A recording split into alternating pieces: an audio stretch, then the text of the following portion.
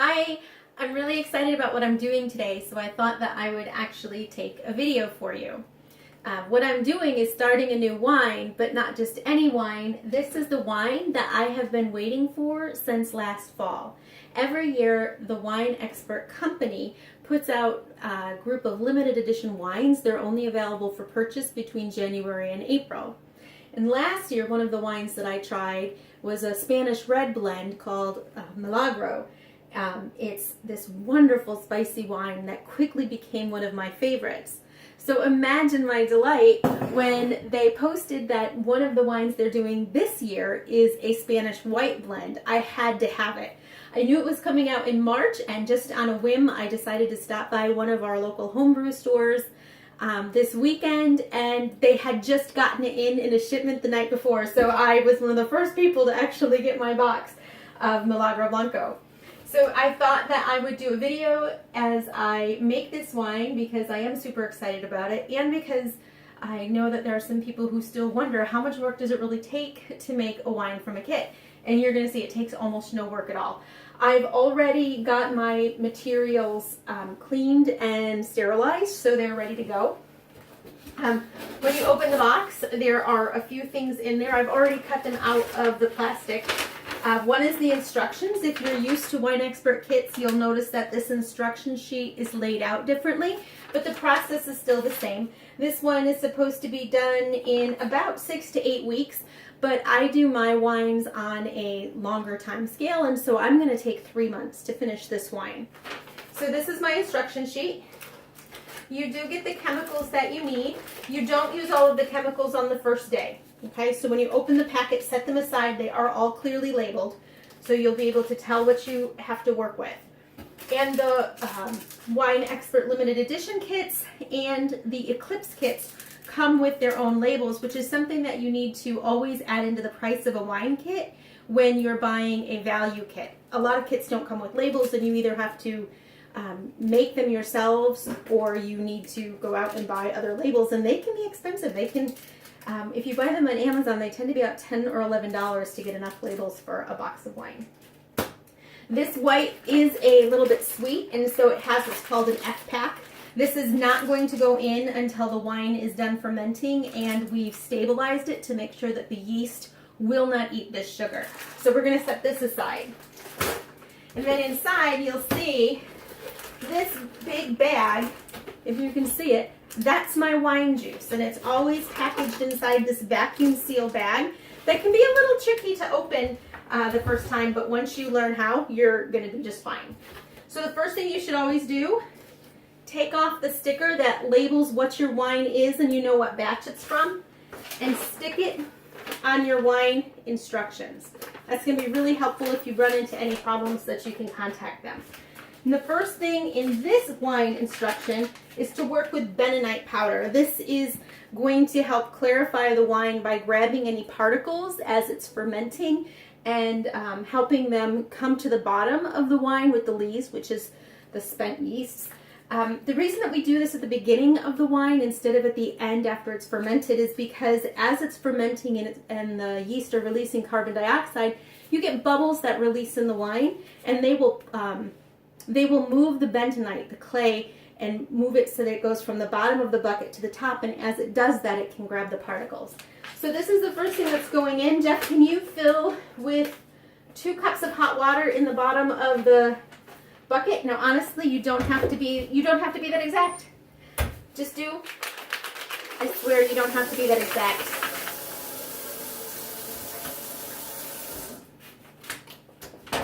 So here's my bentonite. And I'm just going to stir and sprinkle. And you might get some clumps, that's okay. The more you stir, the more the clumps will go away.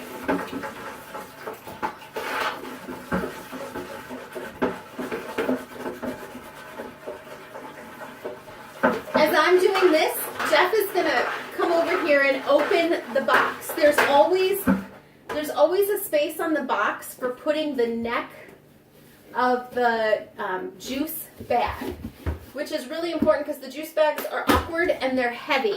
So you want to be able to keep it in the box to pour it into the bucket.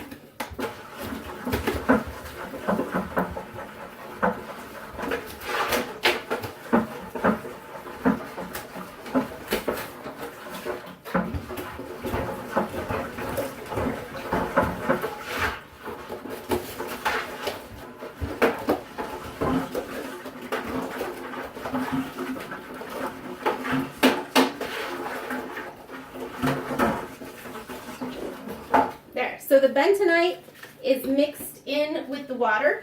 Now I'm going to take, this is what this looks like. It's just this little punch out area of cardboard, and the neck of the juice container comes in there.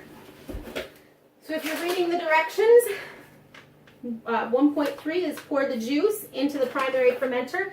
The trick to getting this off, I have found, is actually just using a spoon. I can't ever get it off without something to give me leverage, but if I use a spoon, I can get it off very quickly.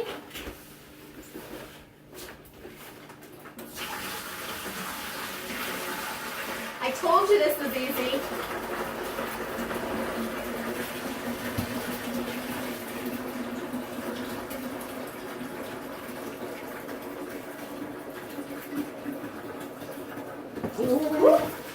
Don't let go.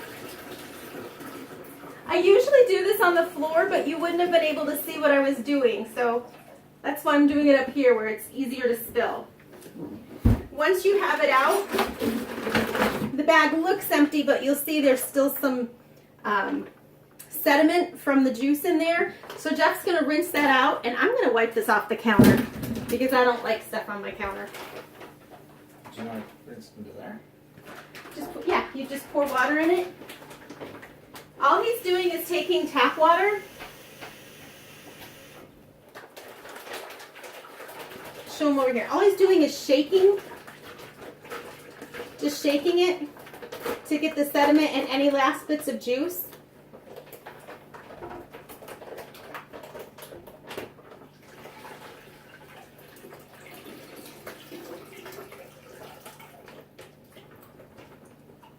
Now this kit doesn't have any oak chips, but sometimes when the kits come with oak chips, this is when you add them.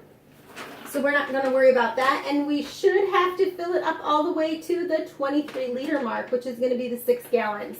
Now, they say use good quality water, but I only ever use tap water. I don't buy special water for this because I'm cheap. It's okay. But our wines still turn out great, so.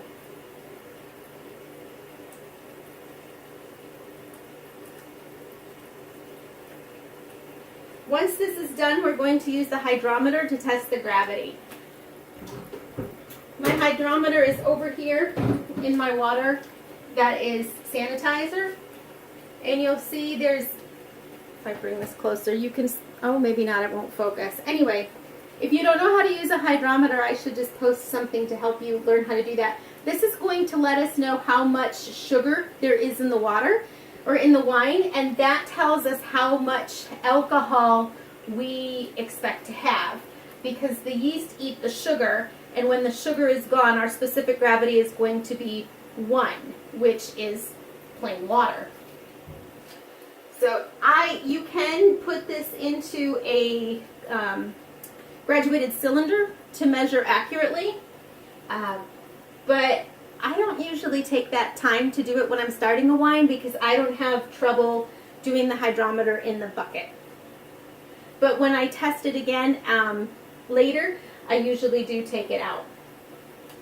So we're going to find, they recommend that the gravity be between 1.08 and 1.10. And our gravity is coming in at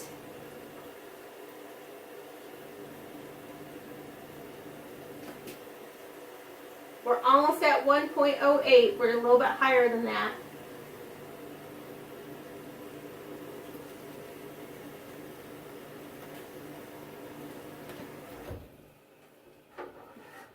All right, so my gravity is 1.08. We're probably at the low end because I did spill a little bit of the juice. That was my fault. So I can take that out. Now, remember I have all of this other stuff. All of this other stuff came in the packet. Everything except the yeast, I'm going to set aside. I'm going to use those in a couple of weeks. But the yeast needs to go in today. So I'll give it one more good stir. Verify with my instructions that there's nothing else I'm missing. Nope. So in goes the yeast. This kit comes with an EC1118 yeast, which is just your standard wine yeast. You don't have to stir this in, you just sprinkle it. All right, so now I can put the lid on my bucket, and I can put an airlock on my lid, and I can put this in my wine cabinet, and I just have to wait 5 to 7 days for primary fermentation to be done and clean this up. That's it. That's all it took to start a wine.